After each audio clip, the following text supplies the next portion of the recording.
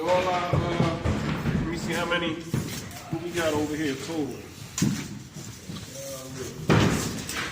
We got total 112 inches. So how many studs we need for our wall? Let's begin to build this wall. 112 inches. 112 inches. So our wall gonna look like this.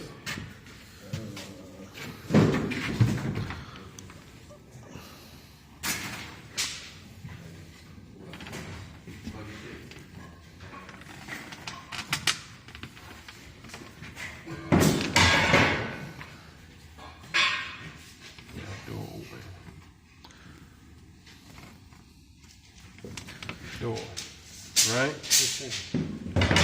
course, we don't have to build that part. We can if we want to. And then this is going to be, this is this part. You know,